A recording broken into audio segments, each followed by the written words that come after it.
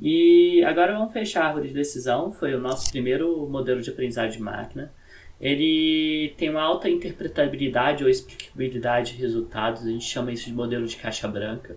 O que é isso?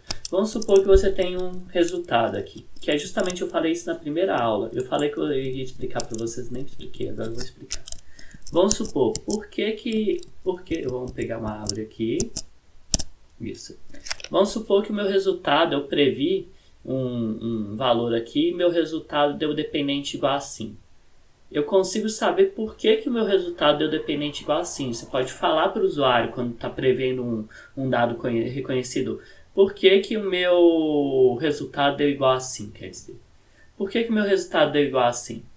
Nesse caso aqui, se foi caindo na árvore aqui na hora do dependente igual a não, eu posso falar, olha, o meu resultado deu sim porque você teve uma alta renda, você é idoso e você tem a quantidade de dependentes, você não tem uma quantidade de dependentes. E às vezes, assim, nesse caso, lógico, que é um caso sensível também, é bem interessante.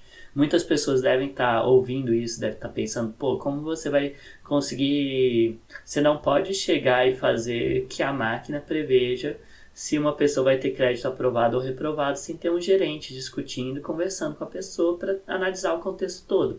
De fato, sim. E às vezes é o gerente que vai ver o teu método de aprendizagem de máquina, vai ver o resultado que o método de aprendizagem de máquina deu e também ele vai ver por que deu esse resultado. E quando ele vai ver por que deu esse resultado, ele vai querer falar, ter essa explicação. Ó, o meu resultado deu bom, deu, por exemplo, crédito aprovado porque a minha renda é alta, é idoso e não possui dependente. Se ele possuísse dependente, ele teria sido reprovado. Então, assim, se você conseguisse explicar isso para um gerente e tal, ele vai ter mais informações para tomar a decisão dele. A decisão não vai ser da máquina, vai ser do gerente.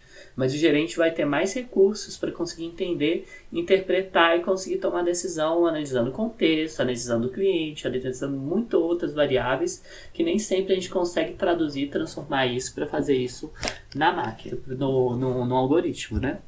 Então essa que é a ideia da explicabilidade dos resultados, que é muito importante. Então, a árvore de decisão ela tem uma alta explicabilidade de resultado.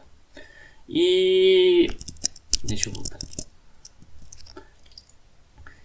Outra importância também é pouco pré-processamento de dados. Você não precisa fazer nenhum pré-processamento para normalizar os dados e tal. Isso a gente nem falou muito, mas isso é bem importante.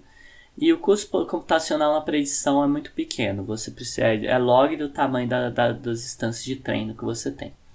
As desvantagens é que pequenas diferenças na árvore podem gerar resultados completamente diferentes. Por exemplo, se você escolher uma árvore diferente, você pode ter um resultado diferente. Isso você pode ser contornado também. Por exemplo, você pode fazer é o que eu chamei de árvores aleatórias, florestas aleatórias, né, que é um método muito importante. É um dos melhores métodos também. Geralmente, sim, se você quer ter algum problema, é muito importante você testar as árvores aleatórias. Vocês vão pesquisar no Google, vocês vão achar mais com random forests, no termo inglês mesmo. E é um método que você faz o seguinte: você vai fazer árvores com que você vai escolher os nodos aleatoriamente. E você vai fazer várias árvores. Você vai fazer várias árvores na qual cada árvore você vai ter nodos diferentes aleatoriamente escolhidos. E depois o resultado é a média ou a votação. Se for regressão é a média, se for classificação é a votação entre as árvores que vai te dar o resultado se de uma determinada classe. Então isso é bem interessante, né? Que sim, a árvore de decisão não é tão assim, ela é boa, mas ela pode ter esses problemas. Mas random forests é um dos melhores métodos geralmente que a gente usa. Então é um método muito bom. Então é muito importante ser testado esse método quando você está querendo ter um problema e que você quer avaliar qual que é o melhor método de aprendizado na máquina que você usa. E a outra desvantagem também, né, é que é necessário balancear a classe no treino. O que significa isso? Vamos supor que você tem 80% das instâncias com crédito aprovado. Então, já inicialmente, você já tem 80% de chance de ser aprovado. E isso pode enviesar, ou seja, dar uma tendência indesejada na hora do teu treinamento. Então, geralmente, o que você faz? O que você pode fazer é, por exemplo, um undersampling, que você, vamos supor, você tem 80 instâncias aprovadas e 20 reprovadas. Você reduz para 20 e 20 o teu treino.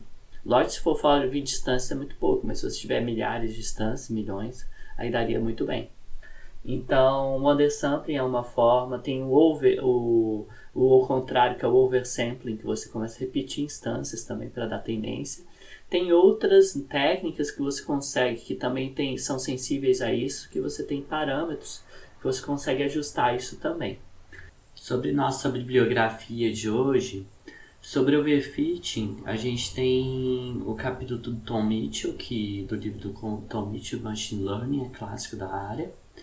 E também alguns cursos no Coursera que também me ajudaram a montar a aula e também acho bem interessante para se vocês quiserem entender melhor e se aprofundar mais na parte de overfitting, que eu acho que, e underfitting também, eu acho que é um tema muito importante de machine learning e é interessante a gente entender e aprofundar ao máximo, porque é uma das formas interessantíssimas para a gente conseguir analisar quando a gente tem algum problema e tá analisando resultados do nosso modelo de machine learning. Então isso é interessante. Sobre árvore de decisão, eu também indico o livro do Tom Mitchell. Ele é bem interessante, ele mostra mais a base de aprendizagem de máquina. Então é bem interessante ele para a gente entender mais sobre árvore de decisão. O livro do Web Data Mining de Big Engluru, ele também é interessante para falar sobre árvore de decisão. E o site do Scikit-Learn, que é uma API do Python, ele explica bem as vantagens e desvantagens da árvore de decisão. Então é bem interessante vocês darem uma lidinha dele. Eu me baseei nele para fazer os slides de vantagens e desvantagens também.